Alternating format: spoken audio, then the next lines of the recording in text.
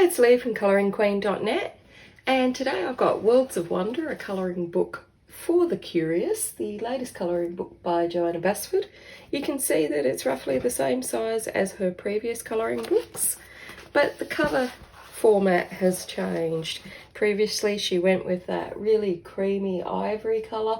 Now we've got white and purple and silver, so it's a whole new adventure. The front and back cover are both colourable, only the front has the foil highlights in that royal purple and that beautiful silver. As the title implies, we're going on an adventure of worlds of wonder. Now, if you want to know more about Johanna's inspiration for this, she has a number of videos on YouTube and Facebook where she talks about it. I haven't watched them, but I will be watching them today now that I have my book. On the front flap, we've got these gorgeous little illustrations that we can colour in. They're printed on the cardstock and the fold-out cover. Then we've got the beautiful colourable title page, which features a lot of elements that you'll see throughout the book with that very beautiful title there that she's done. It's printed on a medium quality paper. This book is available in both an English edition, UK, and a US edition, and no doubt it will be printed in other languages as time goes on. There's a nameplate page and an introduction page. There's 80 pages here to colour in, and it features all these gorgeous little worlds. Now, I really think Johanna has developed her style a lot more than previously that we've seen from her. We're seeing things from Johanna that we might have seen in part before, but now we're seeing a lot more, like the architecture, for instance. Throughout this book, you'll find lots of pictures of little houses. And she's done those before, like in Johanna's Christmas, for example, but now we're seeing more and more and pages full of them. And in some instances, it reminds me of some of my Japanese books and some of our favourite Swedish artists. But then we're also seeing the florals and the mandalas and the glass jars that she's familiarised us with in her previous colouring books. So it's kind of like your favourite slippers, but in a new adventure. Now, the line art is lovely and easy to see. So we've got, for example, a steampunk fish, and this picture reminds me so much of Swedish colouring books. And then all these delicious cakes and lollies that remind me so much of Japanese colouring books. And the same here, like this could be a picture that Ari has done, for example.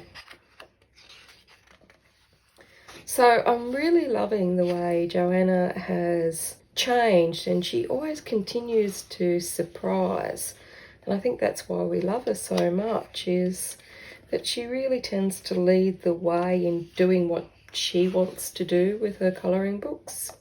So, for example, this bee is really familiar. There was a similar one in World of Flowers, but now it's been sort of repackaged and redesigned and looks different in this book. And then we've got this gorgeous house, which we've seen similar things in her other books, but not in as much detail. And we've got all of these lovely little jellyfish and whatnot within these worlds. But at first glance, it just looks like a pile of florals, but it's actually little anchors and a little sea theme with fishes and jellyfish and all the rest of it. Now, some of my favourite pictures in this book are the scene-based ones, and I love the way that she's positioned it so that although the book is quite stiff, you're not colouring in the ditch. So this beautiful little garden teepee setting, it's just gorgeous. And I haven't seen Johanna do anything in a book before like that. And then these ones, they're just so adventurous and ready to escape. Look at this little bunny up here. So there's a lot of room there for backgrounds if you wanted to do that. And we've got the plane with this gorgeous little floral tail. These are gorgeous little pictures, and I love these. We've seen something similar to these ones in World of Flowers. And again, I think they're just gorgeous. I love the way that she's sort of given us something that we know and love, but she's put it in a different style. So we've got our whole little above world here, and then underneath is our clever little underground world. Our beautiful flamingos that we've seen in Magical Jungle, but they look like they're up against a Turkish or a Greek background. So I'm not sure on that. And this looks, you know, very enchanted forest, but it's a forest of castles and houses. So familiar, but yet completely different. And I love all of these smaller pictures that Johanna has included in this one, just for when you might want to just colour in something small each day, just to be mindful. And again, we've got this weirdness. We've got the turrets and the spirals here with the fish in the world. So it's a crazy little world that Johanna is creating here in this one. Now the line art is super easy to see. It's lovely and black and crisp. Some of the line art looks a darker black than others, but it's all very easy to see. This is a gorgeous little bunny, the second little bunny that I found in this book. Now some of the pictures I think are very detailed, and I think if you had a minor visual or motor impairment that you might find some of them a little difficult to do, and you might need to do a colour wash or grab out your magnifying glass. I love this gorgeous strawberry mandala and our gorgeous little kitty cat that's got like the little pattern leaf on the back of it. I just wish there were more bunnies in this book, Johanna. I really do. So we've got our fish going through the world here, and it's carding its own little world, which is very cute. And all of these sweets is something new from Johanna. We haven't seen that many sweets from Johanna before, but it seems like she's developed a bit of COVID sweet tooth maybe. And we haven't seen these cute little food trucks that she's doing before. Or even the kitty cat. I can't remember a kitty cat. Maybe in Ivy? I don't think so. But these pictures remind us so much of Johanna's initial work. So I love the way artists change, and I love the way that they continue to grow and give us something different, and all these cute little worlds where you can create your own thing. And I love the way that it's sort of very global with all of the different little houses and architectural styles.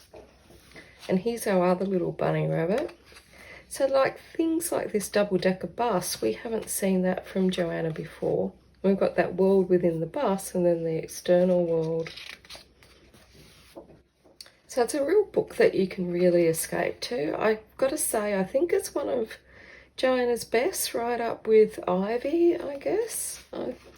I love all of her books. Some I think are easier to colour than others. But this one is really beautiful. It's just a real little adventure, and I think maybe we all need that. We've had a rough year, and maybe we all need a little escape and an adventure. But I do love the sea scenes, and I like the sea scenes in this book a lot more than in Lost Ocean, where I felt that they were very tiny and a bit hard to colour in. And I love these little island type scenes. They remind me of a Polish book called Wispy that I reviewed many years ago, or Wispy, I don't know how it's meant to be pronounced, but a lot of the pictures here are so familiar from either Johanna's work or they remind me of other books, and it's nice to have them all in one place. It's like a little adventure. And I'm not usually keen on these wallpaper style pages, but I do like this one. Now at the back we've got the colour palette test page with 2 cute elements to colour in on each of the pages, and the colourable back cover, which is the same print as the front, and a lovely card. I am a bit worried that the card cover will get dirty, so I might cover that, but I think it's more appropriate than the dust jacket that tends to get ripped and shredded over the years, but I'd love to know your opinion. I like the change. I like the change in look that she's done. Now the paper is also a different colour on the UK edition from, say, Secret Garden. You can see that it was a lot darker colour up against the new one. So it's not a bright white, it's just a darker colour. Now my Secret Garden does have some sun damage on the side from this harsh Australian sun. It gets in everywhere. But you can see it in the middle there that it is a different colour paper. So I'm going to test out some pencils on the Colourpart test page, and we'll see how they work and test out some watercolours. It's not designed for watercolours or alcohol markers, so that's why always experiment on a paper that you're not going to use or colour in case it all goes terrible and you end up like me and have to take out the title page of World of Flowers because you made a big mess on it. So let's test out some pencils on here. So the Prismacolors go on super smooth. You can see that you can add multiple layers of colour to it, and although the paper feels smooth, when you're actually colouring you can feel like a faint texture that grabs at the pencils. So let's try the polys. The polys go on super smooth as well. I think I like the feel of the Prismacolors more, but it's probably because I'm biased, but they go on very smoothly. They seem to really enjoy the paper. Let's test the Holbein. They're going on very smoothly. I feel like they're a little bit scratchy, and I also feel like I should have, rather than picked up random pencils, that I should have selected some better colours. Yeah, they're good, but I don't know. I think I actually prefer the other two. They are going on smooth, and I think my colour selection was really off on that. Mental note, don't pick up things that are just sitting around.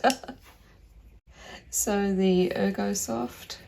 They go on quite well, but there is a bit of scratchiness, and they also need to have a couple of layers because a bit of tooth is still coming through, and even though I'm colouring from a distance away I can see it.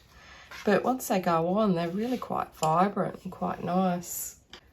The Prismacolor Scholar pencils. These feel nice and smooth going on. For budget pencils, they feel quite vibrant and they go on quite smooth. Try a different colour combo. The first layer of the Tombows feels really chalky and very dry. The second layer feels better, but so far it's not really a favourite. They go on well, the Lyras, but I feel like there's some resistance or dryness to them that the Ergosoft and Scholar and the Polys and the Prismas and the Holbeins were far better for me. So the Black Widow. The Black Widows go on really soft and creamy while still maintaining the point on the pencil. And they're a real favourite for this book so far for me. They're vibrant, they're soft, they're creamy, but they're still firm enough to get that point without it running really blunt. So definitely a favourite. The Colleen pencils. The Colleens are lovely and soft and creamy, and like the Black Widow, they're maintaining their point, but the Black Widow actually maintained their point better, and they seem to be a little bit more vibrant than the Colleens, but still very good. So the Caran Pablo pencils. Well, these are a different combination from the ones I've tested so far. They have a dryness to them, but they also have a creaminess, and the creaminess is not as creamy as Prismacolor, and it's certainly not as dry as like the Tombow Irojiten. It's kind of like Goldilocks, and it's in between. They go on quite well, and they're quite vibrant as well, and more colour just makes it smoother. So the Crayolas for budget pencil go on pretty easily, and they smooth out the tooth after 2 layers, and they're pretty good for budget pencils. Let's try the Faber-Castell Classic pencils. These are the ones in the red packet that you can get from the supermarket. They're waxed based. I call them student pencils, but other people call them art pencils. You can get them at most supermarkets or stationery stores. They're a lot cheaper than the Polychromos that are oil-based. And they tend to work really well in some of the Japanese colouring books. There's a little bit of scratchiness going on, and they aren't as creamy as the bulk of the pencils that I've tried here today, except for the ones that I've said are really dry. But they do maintain their point really well.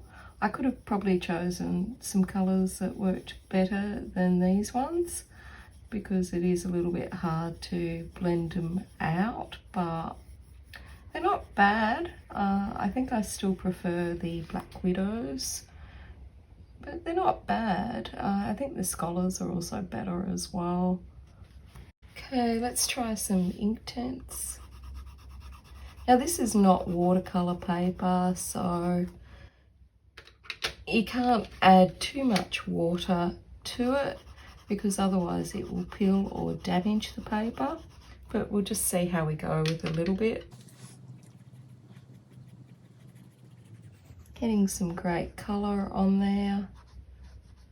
Can blend it out. But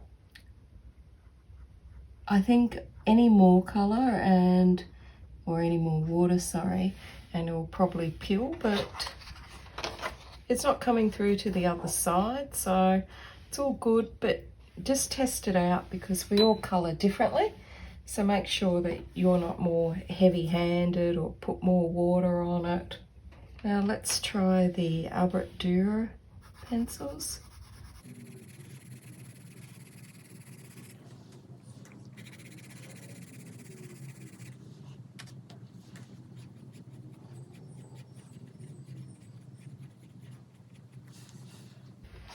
So it goes on. There's a little tiny bit of peeling there, so if you're going to do it, don't use that much water, just be a little bit more delicate with it than I was. And we'll try the Zig clean colour marker.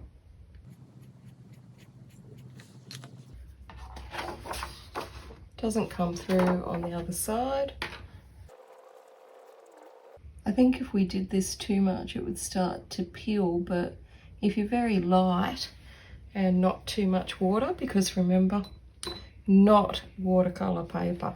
Any alcohol markers are going to go straight through to the other side, but I think that's okay. And we could always do just a really light watercolour and then go over it with pencils. So lots of options there to colour in Worlds of Wonder. Nothing is going through on my other side, so all good. So that's it from me. Until next time, stay safe and happy colouring.